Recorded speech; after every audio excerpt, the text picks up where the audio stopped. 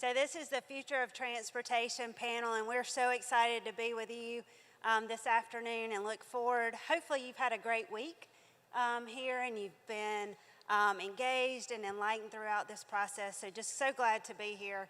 At Southern, we often joke, I mean, you can't really have a smart city without electric transportation, right? I mean, it's a key element for that. So as part of the Southern Company team, I've been asked to lead our effort on electric transportation strategy. So how do we do that from the federal, state, and local level? And what are those challenges? And how do we eliminate those challenges, or how do we work toward eliminating those challenges? We have a great group of panelists here with us today that's going to help us address some of those issues, talk about some of those issues, so I'm so excited to be here. So before we get started, I'm going to ask our panelists to introduce themselves. So if you will, your name, your company, and one trick question: when do you think there will be more sales of electric vehicles than internal combustion engine cars on the road? Wow. I'm Tim Echols. I serve as Vice Chair of the Georgia Public Service Commission. We are one of 11 states that elect our commissioners that regulate mostly energy here, so I work closely with Georgia Power on a daily basis. I've been on the commission 9 years. I've had 3 electric vehicles. I've had a propane van, CNG Honda, and I've used E85 in multiple cars, so I've been all in on alt fuel, and people are slow to change. You know, I'd like to think that we can do this in 10 or 15 years, but UBS, who's pretty smart up in New York, they say 2032. I think they're probably right. I'm going to go with UBS 2032. Okay, 2032. 2032. Okay, good guess there. My name is Pat Watkins, and I lead the IoT sales for Sprint. Part of that is both public sector, smart cities, as well as our connected vehicle program. In terms of just when does that happen, I think regionally you're going to see big variations in when there's that adoption. I spent most of my adult life in Michigan. Not a lot of battery electric vehicles there. I just moved to California 3 years ago. Totally a different story. So again, your estimate probably correct, maybe even longer, but again, regionally, I think we'll see some adoption that comes a lot quicker than that. Hi, I'm Jeff Tolnar, Chief Revenue Officer for Greenlots. We were acquired by Shell Corporation early in the year, so that's been a pretty exciting transition for us. So my role is to help grow the company, and a big part of that is what we're talking about and why we're here. So when do I think this will all happen? I'm a numbers person, so I see the estimates of 7 million EVs on the road by the end of 2025. If you say, okay, that's accurate, you sell about 15 million vehicles per year today, and assume that curve continues to go up. That's a little less than half by the end of 2025, so that say, okay, let's say they're a little optimistic. I would say late 20s, so 2027, 2028 time frame sounds about right to me. But a lot of things have to happen to get there, and there are a lot of things that can slow that down. Okay. Jonathan? Good afternoon. All right, come on, good afternoon.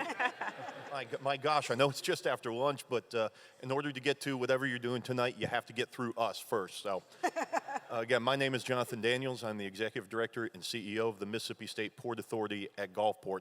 A little bit different than what you see here. What we do is extremely visible. It's extremely large when you're talking about vessels that are 800 and 900 feet long, 1,000 feet long.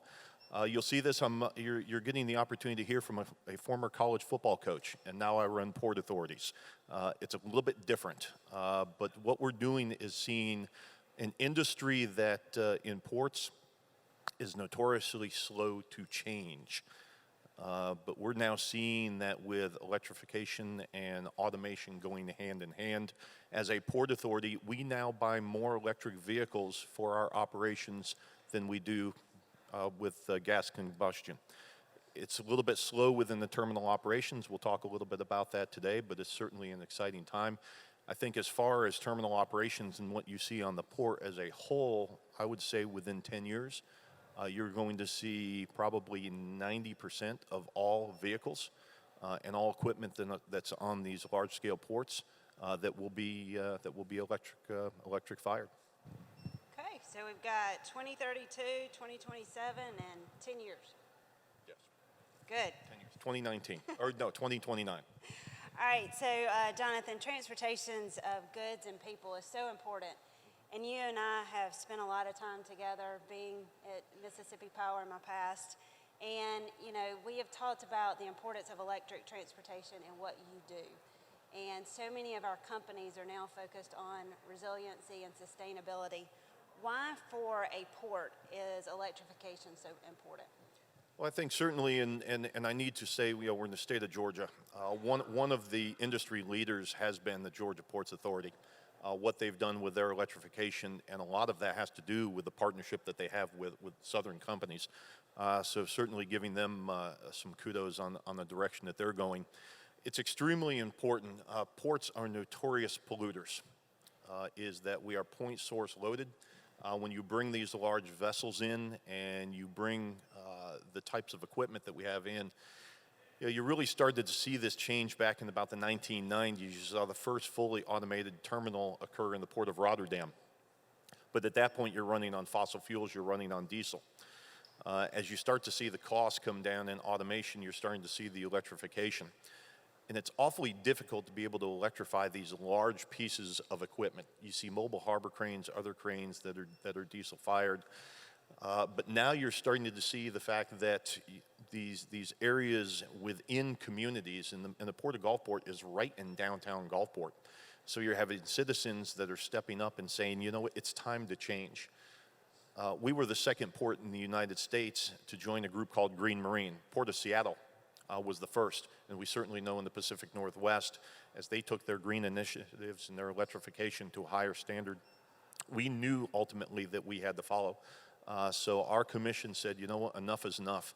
We were in the middle of a $570 million restoration project after Hurricane Katrina, and we had an incredible partner with Mississippi Power that said, it's time to look a little bit differently. It's time to look at how you deploy everything from the installation of your electrical components to how you deal with your vehicles. To that, we asked them the question, what are you going to do to support our operation to be able to increase the capacity, increase the strength of the grid itself? I will tell you that other than a lightning strike, we have not had any downtime in our electrical system in probably about 5 years. And that really comes to the fact that, or if it has happened, it's happened because of an incident that's happened on the Port Authority. But the feed itself was extremely important. So when we sat down with Mississippi Power, we came up with a plan of action. We wanted to make sure that we were able to establish a resilient and sustainable program. Part of that had to do with the fact that the Port of Gulfport is the first port in the United States to have a direct feed into its cranes. So we take about 26,000 volts, or every time we turn it on, it's about 1.2 megs of power. So the president and CEO of Mississippi Power, every time we turn those cranes on, he just smiles as that meter just absolutely spins. Thank you. No, and yes, we pay our bill on a monthly basis. It's much higher right now because of that, because we went away from a diesel-powered mobile harbor crane. But within that, we knew that we had to have that sustainability. We had to have that resiliency of which Mississippi Power has put in place. Now that's carried on to the fact that not only have we completely electrified our large ship-to-shore gantry cranes, but we're now moving into our RTGs, our rubber-tired gantry cranes, and as well as eventually all of our yard hustlers and yard jockeys. Now that the technology is in place, we're going to electrify those. We are going to move into a situation where it's going to be very difficult, other than a privately operated vehicle, to find anything on the port site that's not electrified. But we had to have the type of commitment from Mississippi Power and from Southern companies in order to be able to do that. Is there a significant cost associated with it? Yes. Now, what we've also seen as electrification has occurred, automation is also occurring.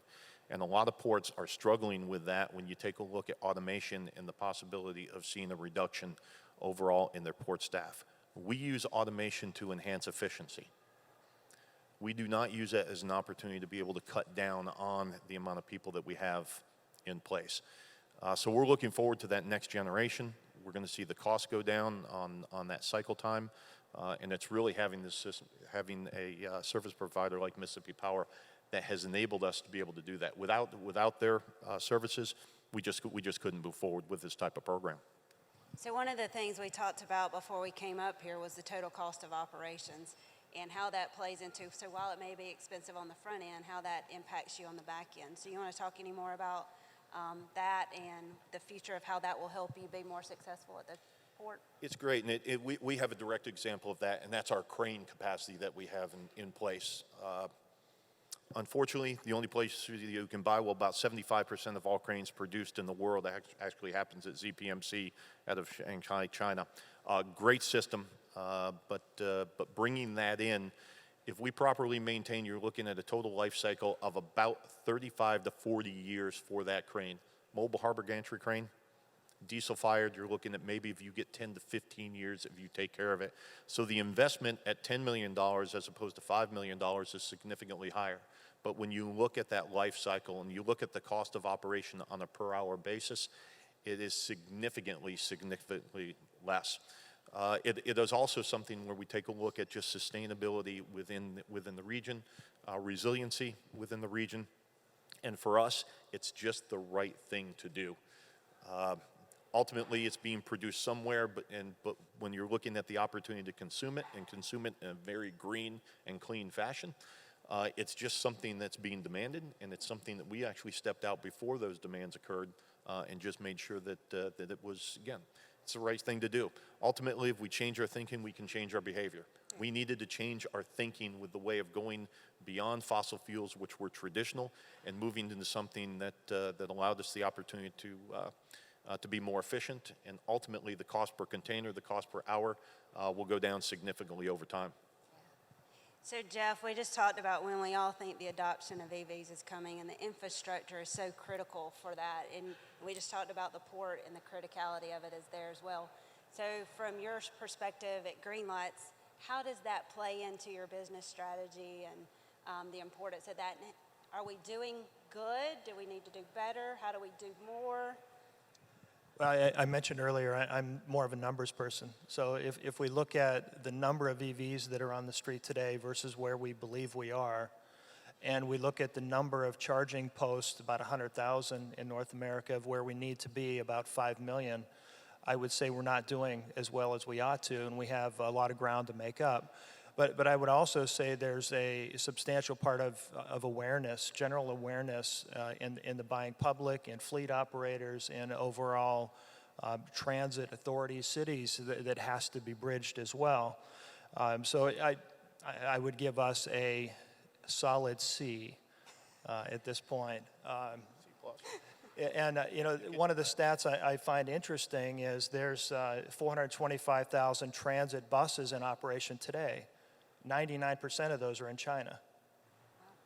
So why not North America? Why not Europe? Why not other parts of the world? And I think the why not's being addressed in areas like this. Now, as far as what can we do better, I think it really falls into four primary areas. One is investment. It needs to be both public and private. There needs to be incentive mechanisms in place, but also has to be economic return. And I think we're getting to the point where we are seeing that the economics of infrastructure deployment are starting to see a return on investment, but that's all then tied to adoption, right? So it's the second part of the equation is adoption. We tend to focus and hear a lot about demand and the demand side of the equation, and there's so few EVs on the street. Well, I would say there's been so few options of EVs on the street. By the end of 2020, the vehicle OEMs are going to be spending about $300 billion on electric vehicle migration. That's a lot of money. That's substantial. For about 130 new EV lines by the end of 2020. Now, that will help to address the supply side of the equation, which will then also spur demand. Now we carve demand up a little bit more and say, all right, well, what's going to lead that demand? Is it going to be the buying public? We really think it's going to be a combination of fleets and transit.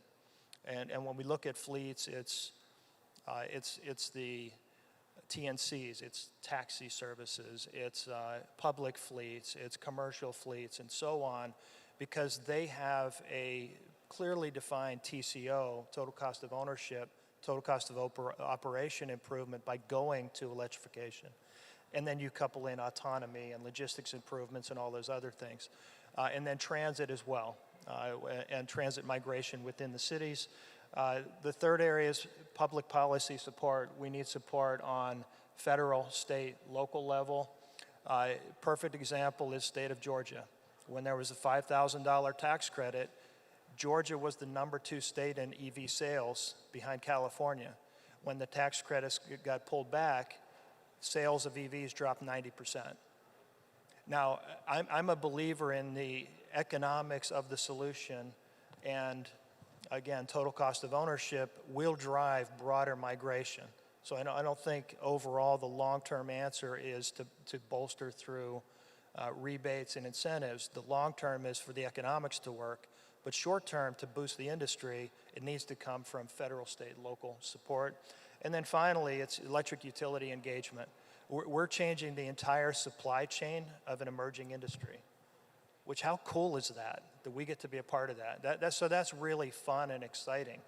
And the fundamentals are the commodity, the basic engine is the electron. That's by the electric utilities, whether it's the IOUs or the municipalities or even the cooperatives, are creating the generation aspect, delivering it through the wires, and then the decision of whether to participate in retail or not can vary broadly, but it really is creating a brand new supply chain that is essentially a large component of the electric utility business. So I think those are the 4 primary areas. So with that, how do you think electric utilities can better support their customers? Yeah, I think it's in a few ways. One is by continuing to provide make-ready programs. We've seen those work not just on the west coast of the U.S., but in the upper northeast and throughout. So a make-ready program is where if you want to deploy infrastructure in your city or for your buildings or whatever environment you might have, the utility would invest in putting the new transformers in, the new wires in, the new infrastructure to provide those megawatts of energy. So that's one, make-ready programs. The second is it could be as simple as advocacy. There are so many questions about what needs to happen to electrify this emerging industry. The utilities have many of those answers. So just providing people that can answer some of the basic and fundamental questions would go a long way.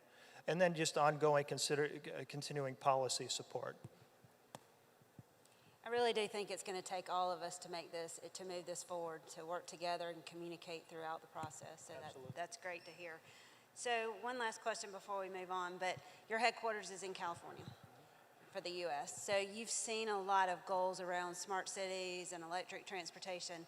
What are some of those lessons learned that the rest of us can take away from that? You know, what do we do? What do we not do?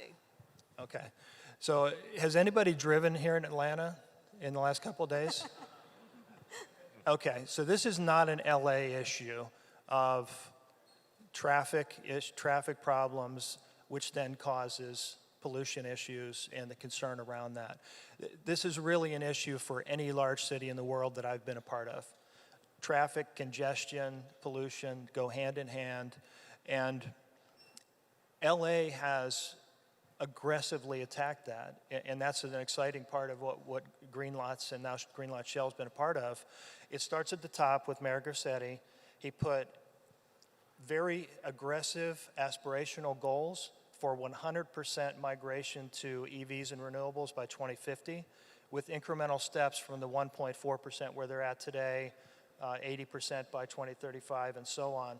But very, very aggressive goals that now they are pushing forward with very tactical plans, right? So it's now putting not just their words out there, but their money where their mouth is. They have budget assigned. And I think 2 things that are important for cities would be an internal and an external focus. And when I say an internal for a city, it's, are you migrating your own fleets? And LA has done this exceptionally well.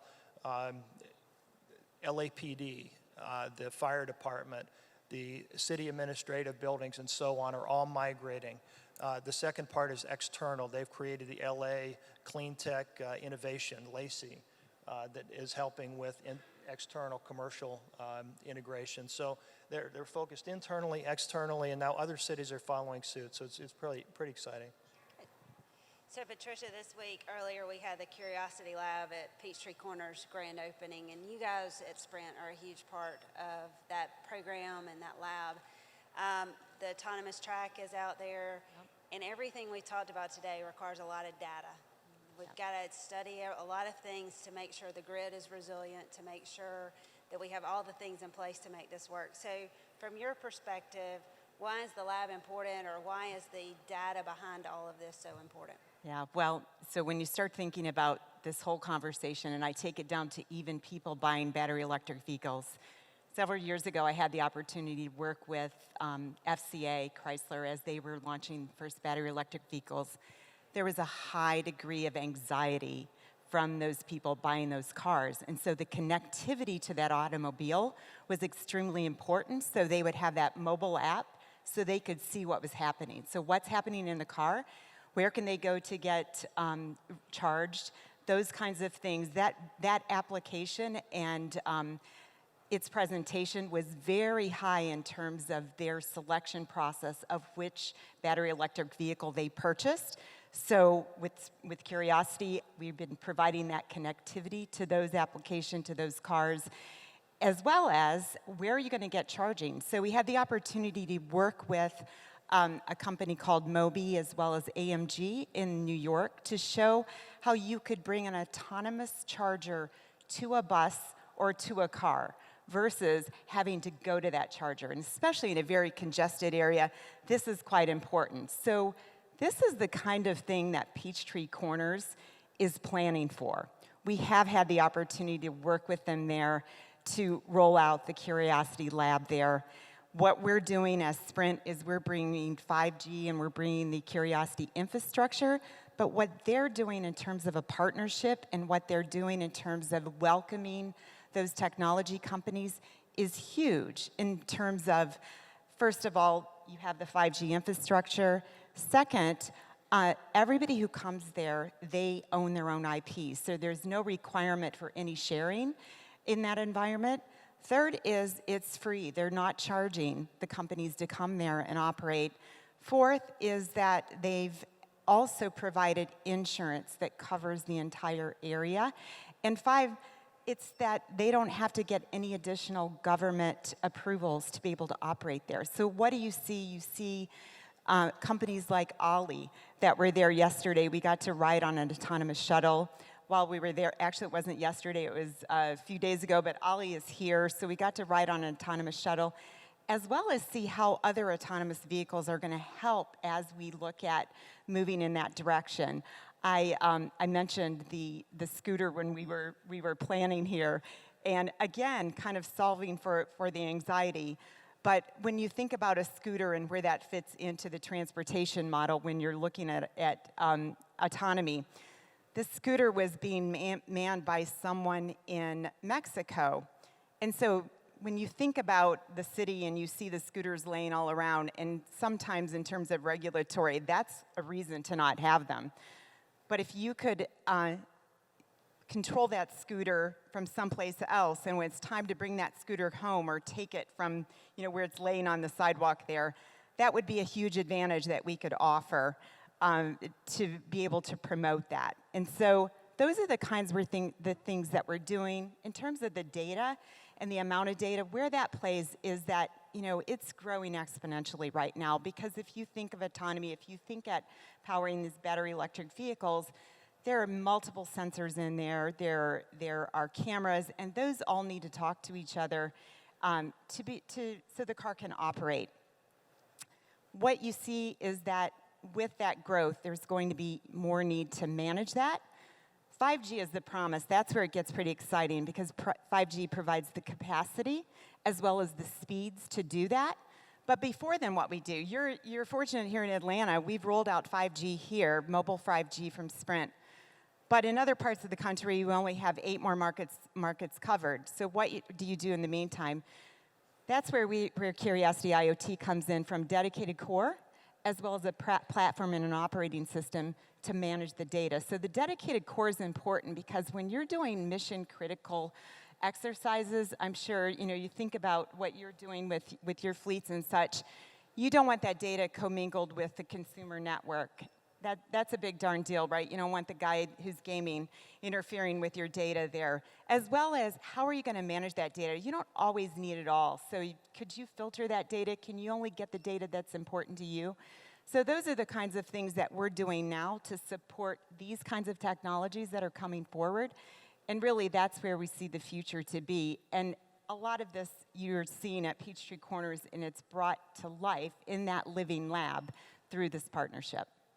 Well, it's something we talk about at Southern Company all the time now, that we're going to have all this smart equipment and the data coming in, so figuring out a way to manage it, and then what is it all telling us, and then what do we do with it is so very important. So thanks for what y'all are doing.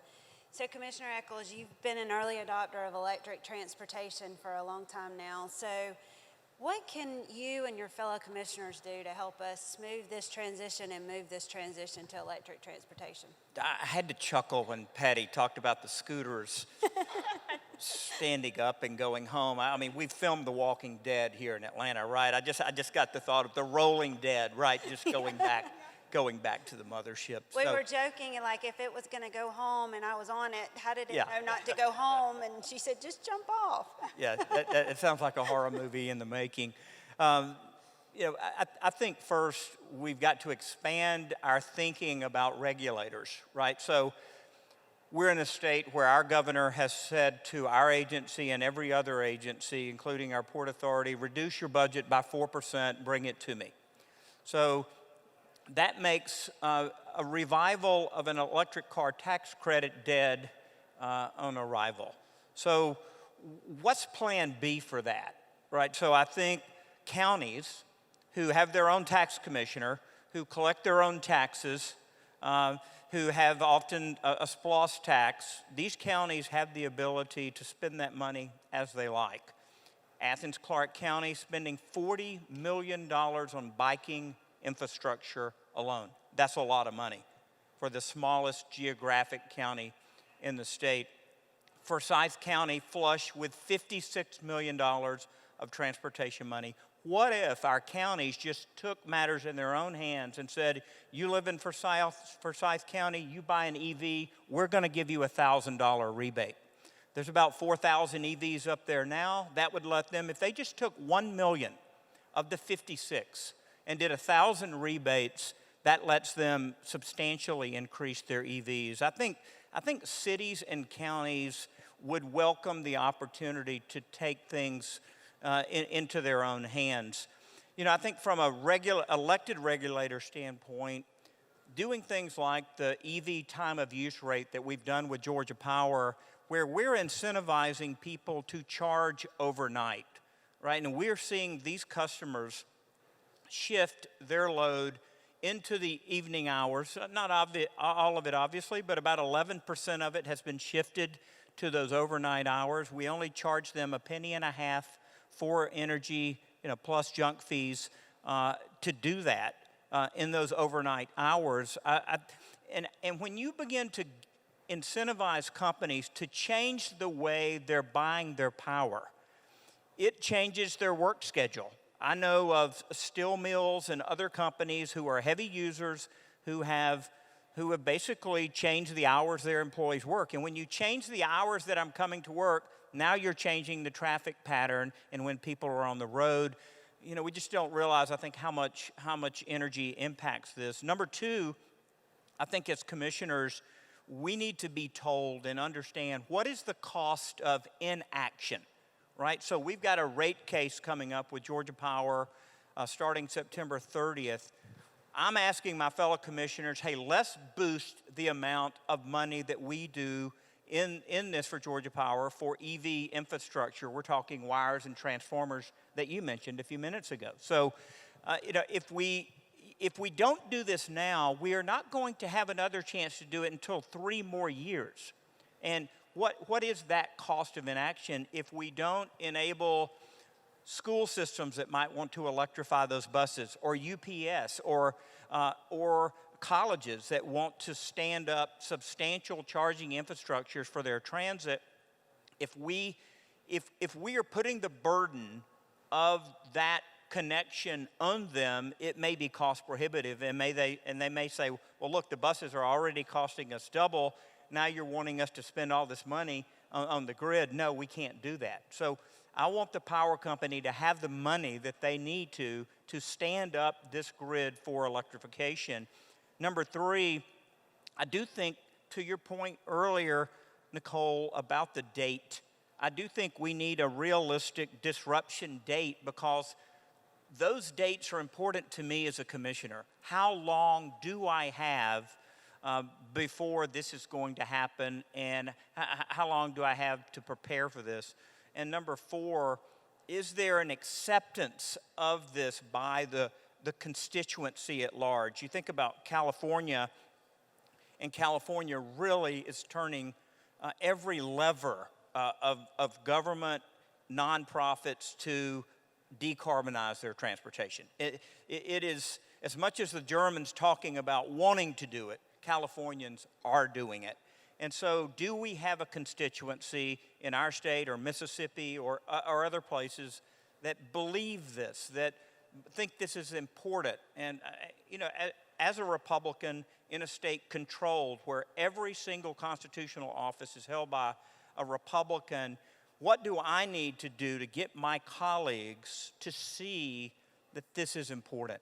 And I've changed my argument with them. Now I'm talking about fintech, I'm talking about autonomous vehicles, I'm talking about technology, I'm talking about 5G, and that if we're not ready as a state, companies are going to go elsewhere. That this is an economic development argument. Talk about what you need to do to change your story. What do we need to do to help you change that story, to help move that forward? Well, I think the power company has to live it. As I've told people that work at your company, I said, look, if electric vehicles don't work for you, they don't work for anybody. So, and I give kudos to Georgia Power for putting all of their auditors, their energy auditors, into a Chevy Volt. I understand that they may be changing that little shuttle van out in front of the company that runs back and forth to the electric subway. I understand they may be moving that to an electric vehicle. So I think the power company has to do their part, and then we've got to educate customers about this policy, about the cost of ownership, and that includes the tremendous leverage that the power company has on lawmakers, their lobbying power, their ability to say and spend their political capital and say to a Brian Kemp or David Ralston or another leader at that state capitol that this matters, and we are committed to this as a company, and this is why things are moving this way. The power company has tremendous influence when it comes to public policy in the state. Thank you. Well, we've got about 5 minutes, so I want to take this opportunity to open up to the audience and see what questions you may have out there. And we can't see a thing, so just talk. Okay, I'm Thad Over with Park and Cycles, a local entrepreneur coming up.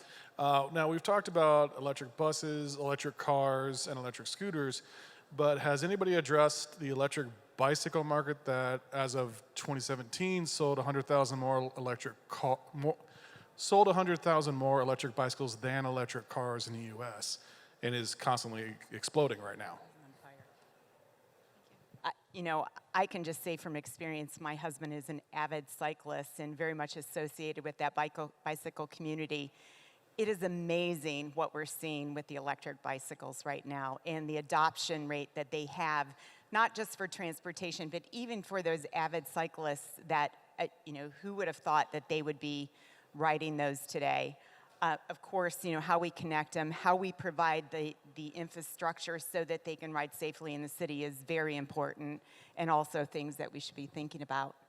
Yeah, one thing I would add is when you look at electric bicycles, electric scooters, everything, it's really a mobile Internet of Things, right? So you have a device that's somewhere, and the best way to manage that device is to know where it's at, know its status, and then be able to respond based on those two factors.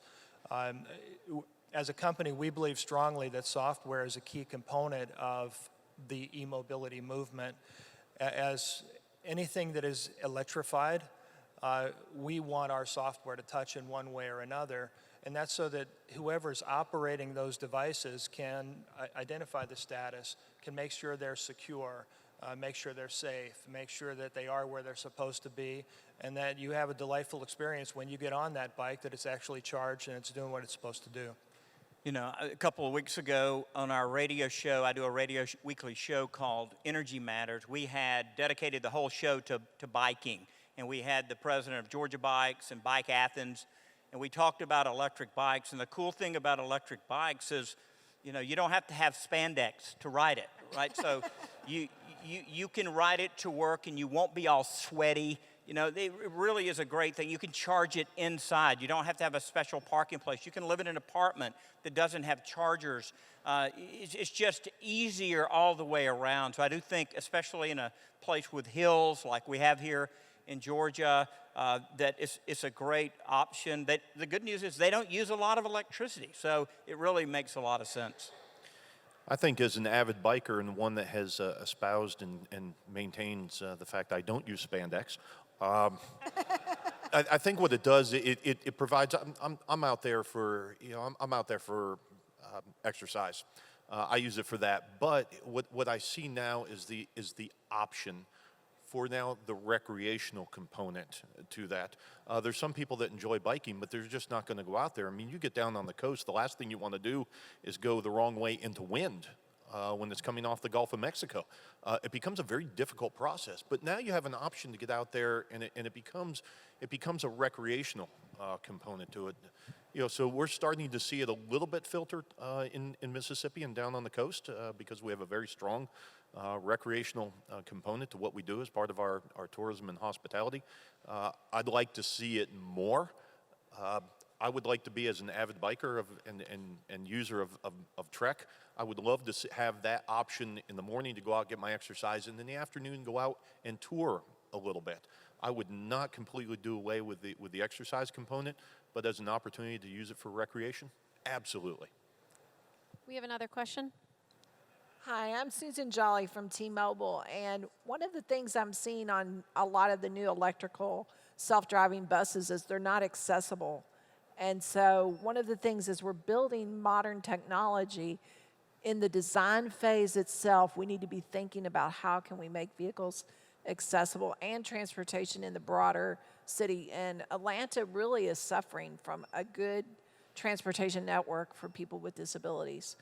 What are some of the things that you're thinking and doing about that? You know, just in thinking about the taxi business and their picking up of veterans or handicapped folks, there was a complaint on these MV1s that the wheelchair ramp, coming out to the side was putting people at risk. So I do think we need to rethink a lot of these things, and we've got to have this in mind. And obviously, we've got laws that control this. I do think, in part, it's going to take care of itself because, as the percentage of buses they have is, they're going to have a certain percent that are compliant. So I think it's going to take care of itself. We had one more question up here.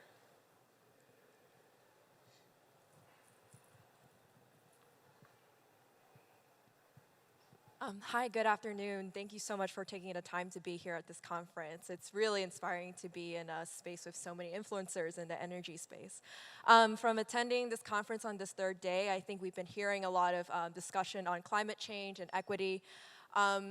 I think that's the reason why electrification is exciting to a lot of the attendees here, is the fact that electrification can run on a clean grid. So I want to hear from each one of y'all, what strides are you making towards ensuring that our electrification is run on clean energy, and furthermore, how that's equitable to all Georgians? Especially with the rate hike, we just want to hear how that can end up being a way that doesn't burdened, especially those who are energy burdened? How can they have a better access to an affordable clean energy grid? Thank you. There's always a fight, during rate cases over what piece of the pie is going to be paid, by whom.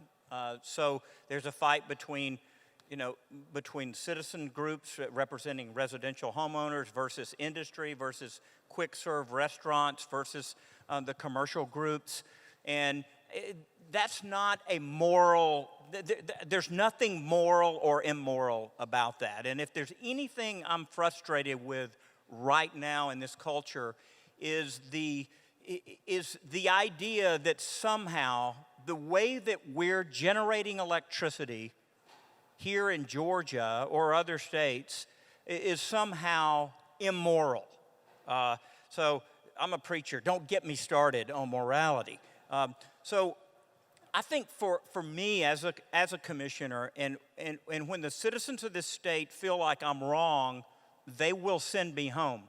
But the reliability of this grid, the affordability of this grid is so important to us here in Georgia as the #1 state to do business. Yes, we're greening it. We're lowering our CO2.